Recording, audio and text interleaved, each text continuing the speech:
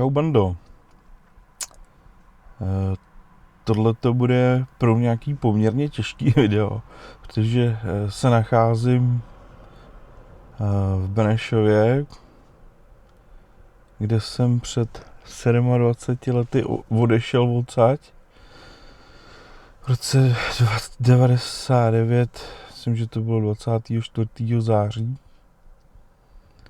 od mé milované 4. brigády rychlého nasazení a můžu vám říct, že když jsem sem měl, tak jsem to měl všechno vevnitř sevřený, protože prostě tady člověk strávil nějaký čas a líbilo se mu to, bylo to fakt fantastický. A teď se tady vlastně po tolika letech ocitnu ve chvíli, kdy nám bourají kasíno a já jsem si přišel podívat, dokud aspoň nějaký torza stojí, abych si prostě aspoň naposled podíval. Bohužel jsem nestihl ty prohlídky, bohužel, takže už jsem se nepodíval na svůj bývalý pokoj ani do našeho mlejna, nebo jak jsme tomu říkali, což byly jako hromadný sprchy, ze kterých jsme si dělali bazén. To bylo taky dobrý. No nic, no já se půjdu podívat buď to natočím ještě něco z ruky, ale teď to jdu natočit z dronu. No, nemluví se mi snadno, aby vám pravdu řekl, nemluví. Bude to sice kratoučký video, ale myslím si, že za tu vzpomínku to stojí, no, aspoň to budu mít nějak archivovaný, protože v té době, že byly pouze foťáky na kinofilm, takže pár fotek mám, co se mi podařilo udělat potají.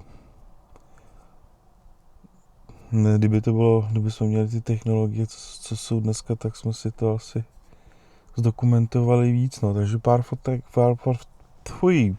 vzniklo. Jsem si pamatuju, že jsem si tenkrát koupil za žolt svůj první telefon, byla to Motorola, taková, měla to jenom 2 řádky, vlastně baterka šla nahradit duškovýma baterkama. Tenkrát, já mám pocit, jestli si to dobře pamatuju, tak největší frér byl ten, kdo měl Nokia 5.1.10, to bylo neuvěřitelný stroj na tu dobu. Nicméně já jsem si byl schopný našetřit pouze na tu Motorolu. A i tak to bylo super, protože jsem z cvičení nebo takhle mohl jako psát SMSky aspoň domů. No nic, no. To byla taková nostalgie, možná někdy pokecáme, kdyby byl náhodou někdy v budoucnu nějaký stream a někdo si bude chtít pokecat o zážitcích na vojně, tak třeba se někdy zavzpomínáme ještě.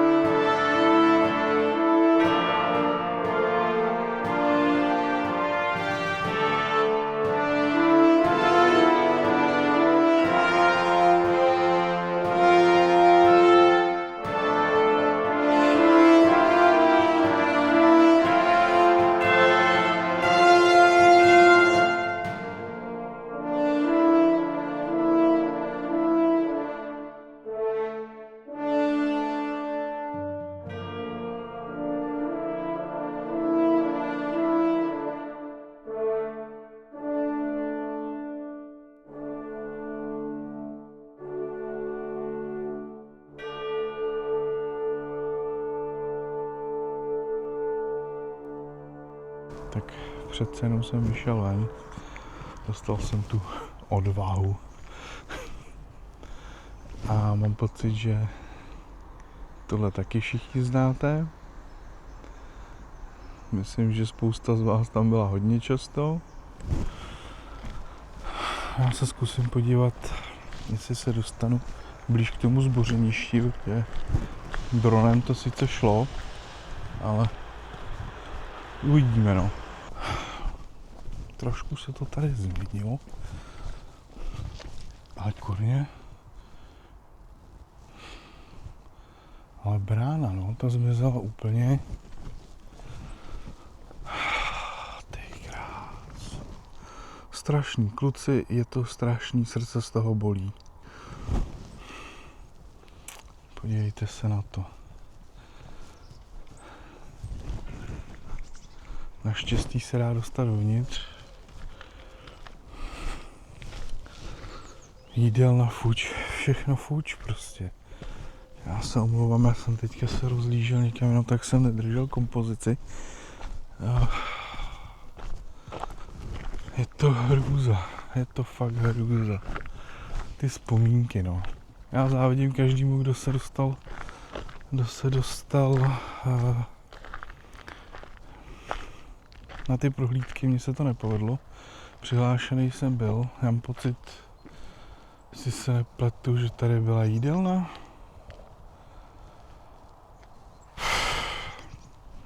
Ale bude asi blbý říct, že mi to vhání slzy do očí. Mně normálně před očima běží film.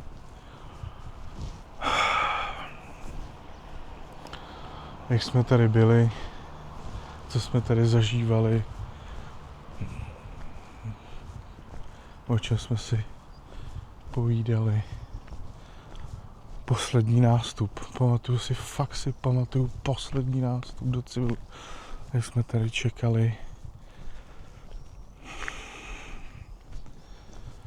než nás pustí tamhle tudy ven. Tamhle, jestli si to dobře pamatuju, tam se šlo na bránu.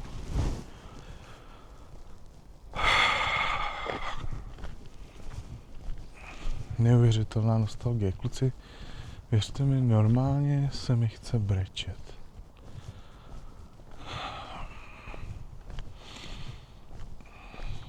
Já si tady pamatuju si nácvik na přísahu. Jak jsme tady dupali, ty vole.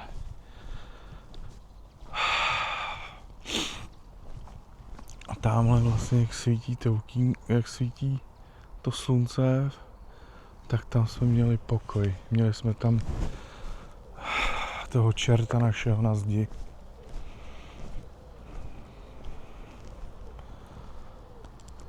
Hele, kdo máte možnost, tohle jsou asi poslední okamžiky, kdy se můžete prostě podívat, no. Mě mrzí, že tady nikdo není, ale oni by mě dovnitř asi do toho druhého patra nepustili. Támhle je vidět, vy to na té kameře neuvidíte, já nevím, jestli mě to půjde na tomhletom přiblížit. A tady nad tím znakem, tady v tom okně je vidět ta kovová brána, u který byl stolek. Já to tady na tom displeji nevidím, takže možná, jestli to pak bude vidět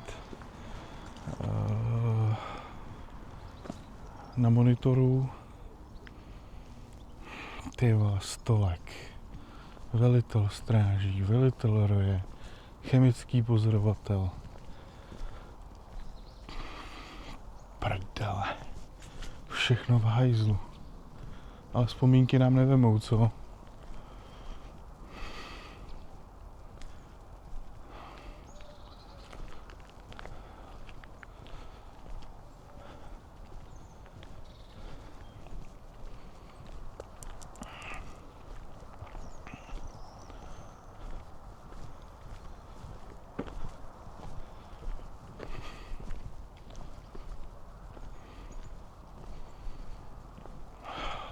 strašný.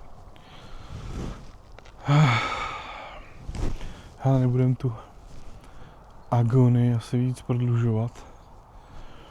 Kluci, kdo jste tady sloužil, přijďte se podívat, než to padne. Ale padne barák, ne brigáda. Tak se držte. Čau.